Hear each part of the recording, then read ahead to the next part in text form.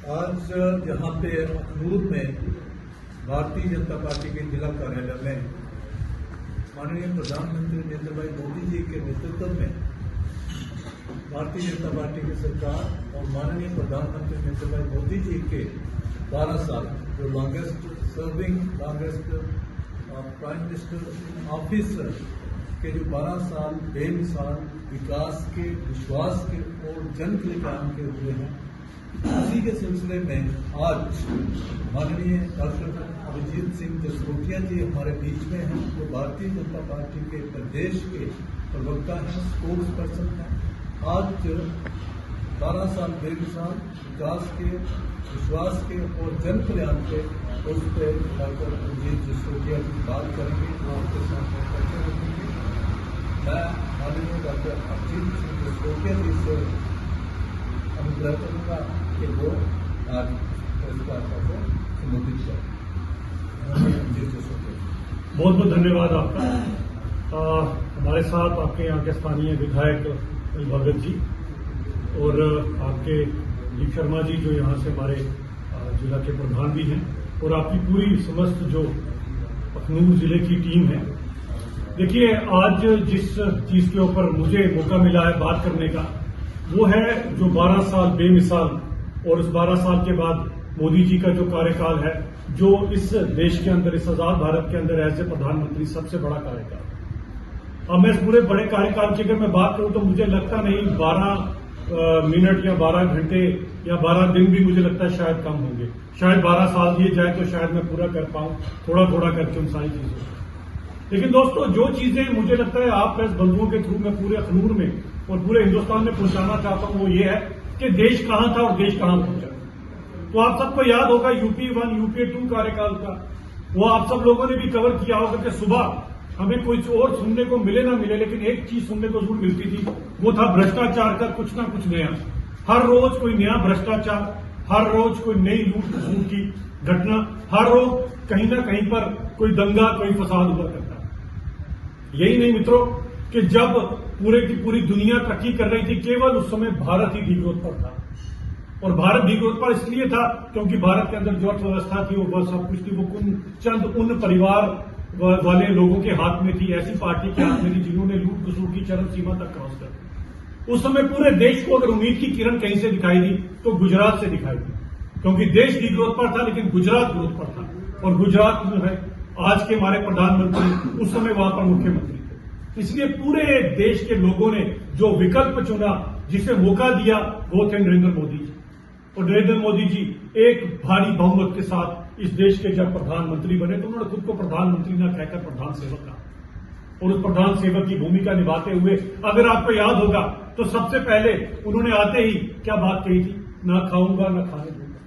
और यही कारण है कि आज आपका देश इतनी बड़ी अर्थव्यवस्था बना है, इतनी बड़ी सैन्य शक्ति बना है, इतना रोजगार अगर युवाओं में मिल रहा है। इसका कारण यही है कि हकदार को हक पहुंचे, कोई लूट खसूट ना हो।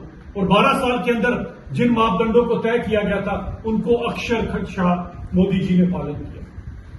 भारतीय जनता पार्टी की ये आइडियोलॉजी रही है 51-52 से, जनसंघ से लेकर। अगर आप पूरा इतिहास भारतीय जनता पार्टी का स्टडी करते हैं तो आपको ये पता चलता है कि 51-52 से लेकर आज तक हमने जो जो वादा किया, चाहे भारतीय जनसंघ में वादा किया, चाहे भारतीय जनता पार्टी में किया। अब मैं जरूर रिक्वेस्ट करूंगा, हर साल का हमारे अधिवेशन का जो रिजोल्यूशन था उसे उठाकर देखिएगा।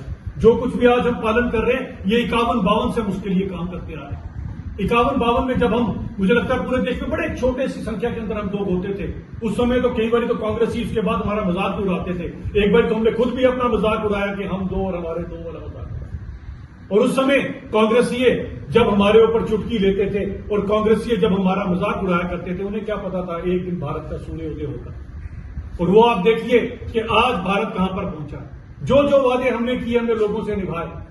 हमने जो जो बात कही उसका अक्षरशः पालन किया, क्योंकि हम लोग देश सेवा कर रहे थे। और देश सेवा करते करते आज हम कहां पर पहुंचे, ये आपके सामने। आज पूरी दुनिया भारत की ओर देख रही है। और मैंने यहां पर खनूर में पिछली बार भी कहा था, आज दुनिया के लिए दिक्कत ये नहीं है कि भारत एक बहुत बड़ी सैन्य शक्ति बन रहा है या भारत बहुत बड़ी आर्थिक शक्ति बन रहा है। आज लोग ये सोच रहे हैं, ये 1.4 बिलियन साउंड्स, इनकी जो आत्म गिरानी, जो इनकी आत्म जो आत्मा का चिंतन और जो इनके अंदर हर इंसान के अंदर एक भाव आ रहा है कि मैं अपने देश को आगे लेकर जाऊंगा, ये दुनिया के लिए बहुत बड़ी समस्या बनी है। और मैं बार बार कहता हूं, किसी और को हक हो ना हो, इस पूरी दुनिया को मार्ग दिखाने का भारत को हक है। क्योंकि भारत कोई आप कहो कि 100, 200, 500 साल पुरानी कोई सभ्यता नहीं है। हमारी सभ्यता का तो हमें खुद भी नहीं पता कितने साल पुरानी। जब ये पूरी दुनिया की दुनिया जो यहाँ के लोग जंगलों में और पट्टे बांधकर घूमते थे, उस समय हमारे जो लोग थे वो तो ये गिन रहे थे एक ग्रह से दूसरे ग्रह की दूरी कितनी। युग शास्त्र योजन पर भानु, हमने तो तब बता दिया था कि धरती से सूर्य की कितनी दूरी होगी। हमने तो एक एक चीज को बताया और वासुदेव कुटुंबकम में चलते हम पूरी दुनिया के अंदर ये समझते हैं कि पूरी दुनिया हमारी, we are on the entire planet. हम केवल भारत की बात नहीं करते, हम जहां जहां पर भी यहाँ पर धरती है, जहां जहां पर भी मानवता है, जहां जहां पर भी ह्यूमन बींग्स हैं, वहां तक भारत जो है वो अपनी बात करना चाहता है।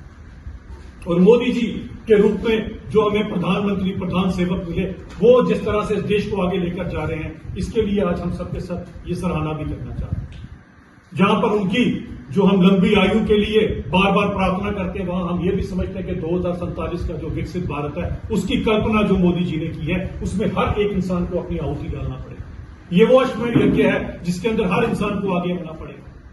और हम ये भी चाहेंगे कि ऐसा ना हो कि आज भी जिस तरह से हमें विकासशील का एक टैग लग चुका है, उस विकासशील के टैग से बाहर निकलकर हम विकसित भारत बनाना चाहते हैं। और विकसित भारत के अंदर मैं ये चाहूंगा कि हर इंसान अपनी आहुति डाले, क्योंकि आज भारत कोई छोटी मोटी शक्ति नहीं है। आज ये वो भारत है जो अग्रसर होकर दुनिया के साथ शाना बिशाना जो मिलकर वैक्सीन बनाता है, कोरोना जैसी महामारी से लड़ता है, भूखमरी से लड़ता है, जो देश को आगे लेकर जा रहा है। और ऐसे समय के अंदर जब पूरी दुनिया के अंदर अराजकता फैली है, अगर दुनिया को भी उम्मीद की किरण दिखाई दे रही है तो भारत से दिखाई दे रही है, मोदी जी से दिखाई दे रही है। मोदी जी ने जन कल्याण करके सभी वर्गों के लिए, महिलाओं के लिए, पुरुषों के लिए, सभी जातियों के लिए कोई भेद कभी किसी में नहीं किया। हम तो सभी को अपना समझते हैं। मैं आप सबसे भी यही कहूंगा कि इसी भारत देश को आगे अग्रसर करने के लिए आप सब भी अपनी भूमिका निभाएं। और मैं आप मीडिया बंधुओं का भी बहुत शुक्रगुजार हूं, क्योंकि आप मीडिया करना होता तो शायद 2014 में जो हमने जो संकल्प लिया, जो हमने भारत देश को आगे लेकर जाने का जो वादा लोगों से किया, शायद हम उसे ना निभा पाते। मैं आप मीडिया बंधुओं के आगे भी हमेशा नतमस्तक रहता हूं, क्योंकि आप हैं तो देश आगे बढ़ रहा है। और आप भी ये चीज याद रखिएगा कि आपकी एक एक कवरेज, एक एक बात जो है वो आने वाली पीढ़ियों उस समय याद करेगी कि 2047 में इस मीडिया का भी बहुत बड़ा है।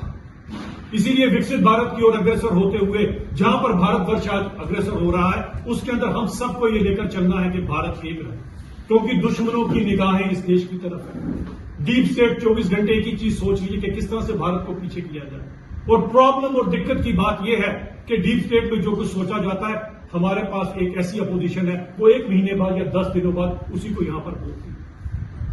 क्योंकि अब ये वो भारत नहीं भारत रहा कि 26/11 में हमारे मासूम लोगों की कोई लाशें बिछाकर चला जाता था, तो हमारे उस समय के जो यहां पर होते थे, जो सो कॉल्ड गवर्नमेंट हुआ करती थी, वो अमेरिका से पूछती थी हम क्या करें और क्या ना करें। हमारे यहां पर बॉर्डरों के अंदर खुलेआम कोई अंदर आ जाता था तो हमें वहां से परमिशन लेना पड़ता। आज ये वो भारत नहीं है। आज अगर उरी और बालाकोट हुआ तो घर में घुसकर उसे जवाब दिया। आज ऑपरेशन सिंदूर में हमने बता दिया कि मेरे देश की तरफ अगर कोई भी नजर उठा के देखने की कोशिश करेगा, बुरी नजर डालेगा, तो उसे घर में घुसकर मारेंगे। ये घर में घुस के मारने वाला भारत है। लेकिन इस भारत के अंदर सबसे इंपॉर्टेंट जो चीज है हमारी एकता, हमारा एक दूसरे के साथ प्रेम। हम बटे ना एक दूसरे से। हम कभी जाति, किसी प्रांत की, किसी पार्टी की बात ना करें। हम लोग केवल और केवल अपने भारत देश की बात करें, क्योंकि ये एक सेवा है जो हम सब लोग कर रहे हैं। ये भारतवर्ष कोई छोटा मोटा देश थोड़ी ना, ये वो देश है जिसे सोने की चिड़िया खाकर जाता था। और आप प्रेस बंधुओं के थ्रू मैं लोगों तक एक बात पहुंचाना चाहता हूं कि भारत देश में तो कोई भी सोना नहीं हुआ करता था, तो इतना सोना हमारे देश में कहां से आया? बाद में भले तुर्क मंगोल लुटेरे यहां से लूट कर ले गए, लेकिन इतना सोना आया कहां से? हमें तो यह पढ़ाया गया Vasco day gamma came and explore India, लेकिन वास्को डे गामा से कई साल पहले हमारे यहाँ के नाविक जो है वो केप ऑफ गुड होप से आगे जाते थे, वहां से सोना लेकर आते थे, उनके साथ बिजनेस करते थे, तभी भारत के अंदर इतना भरमार था सोने का। लेकिन पहले तुर्क मंगोल, फिर अंग्रेज और उसके बाद कांग्रेसियों ने इस देश को कभी सिर ही नहीं उठाया। ये हमारे देश का दुर्भाग्य रहा कि देश जहां पर पहुंचना चाहिए था वहां पहुंच ही नहीं पाया। लेकिन हम आज नतमस्तक होकर हम शुक्रगुजार हैं मोदी जी के 2014 में जिन्होंने आकर इस देश का कार्यभार संभाला और एक निस्वार्थ भाव से जो सेवा की है, एक दिन भी उन्होंने अवकाश नहीं लिया, एक दिन भी अवकाश नहीं लिया।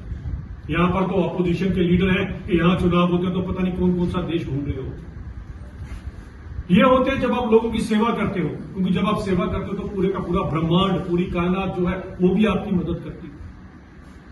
इसीलिए मैं आप सब लोगों को कहना चाहता हूं कि ये भारत कोई सपेरों का देश नहीं है जिसे कहा गया कांग्रेसियों ने, और अंग्रेज भी हमें कहते थे कि सपेरों का देश। ये कोई वो देश नहीं है जिसे कहा जाता था कि यहां पर गरीब हैं, यहां पर भूखे लोग हैं, और अंग्रेज भी बाहर से आते थे और कहीं पर दिल्ली की किसी गली में जाकर एक फोटो खींचते थे और जाकर बताते थे, look at the poor India, this is not a poor India now. ये बहुत बड़ी अर्थशक्ति बन रहा है, ये बहुत बड़ी सैन्य शक्ति बन रहा है, और ये इसी कारण है कि 148 करोड़ हिंदुस्तानियों ने मन बनाया है कि मोदी जी के साथ हम इस देश को विकसित भारत बनाएं। ये 12 साल जो आपके सामने है, ये 12 साल उन 12 सदियों का काम करेंगे जो आज तक नहीं हो सका। भारत आज से पहले भी विकसित हो सकता था, लेकिन किसी की इच्छा शक्ति नहीं थी। क्योंकि जब आप एक परिवार का काम करोगे, जब आप एक परिवार की पार्टी चलाओगे, तो किस तरह से भारत को आगे लेकर जाओगे। किसी भी काम करने के अंदर भगवान भी अपना आशीर्वाद तभी देता है जब निस्वार्थ भाव से उसकी सेवा की जाए। मोदी जी वही निस्वार्थ भाव से सेवा कर रहे हैं, तभी गुजरात शाइनिंग हुआ और आज भारत शाइनिंग हो रहा है। लेकिन दोस्तों, जहां पर ये हमारे 12 साल कंप्लीट हो रहे हैं, वहां पर आप सबको इस चीज से भी सचेत रहना पड़ेगा कि आज जो डीप स्टेट की ताकतें हैं वो हर तरह की कोशिश कर रहे हैं। कभी विदेश से, कहीं से, कोई अमेरिका से, कोई बांग्लादेश से, कोई पाकिस्तान से उठ के कॉकरोच आ जाता है। कभी कोई इस तरह की आकर यहां पर लोगों के अंदर राजकता फैलाने की कोशिश करता है, कभी हमारी युवा पीढ़ी को बरगलाने की कोशिश करता है। तो हम सबका यह भी दायित्व बनता है कि कोई विदेशी कॉकरोच अपने देश में न आने दे, कोई पाकिस्तानी कॉकरोच, कोई बांग्लादेशी कॉकरोच, कोई यूएसए से कॉकरोच मेरे देश में न आए।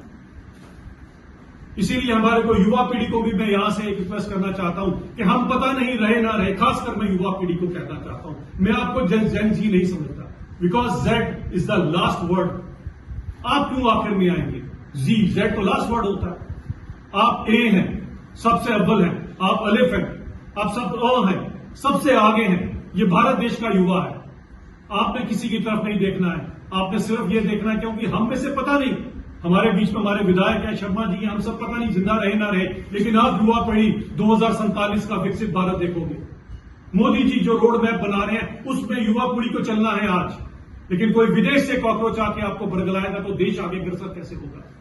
बड़ी मुश्किल से, बड़ी शहादतों से, बड़े प्राणों की आहुति देकर हमने देश को यहां तक पहुंचाया है। अब मेरी इस जनरेशन की तरफ, जिसे मैं जेन ए कहता हूं, सबसे अव्वल, सबसे आगे, नंबर 1 जनरेशन जिसे मैं कहता हूं, क्योंकि पूरी दुनिया में सबसे ज्यादा युवा कहीं पर है तो मेरे भारतवर्ष के अंदर है। आज आप सबको आगे बढ़ना पड़ेगा।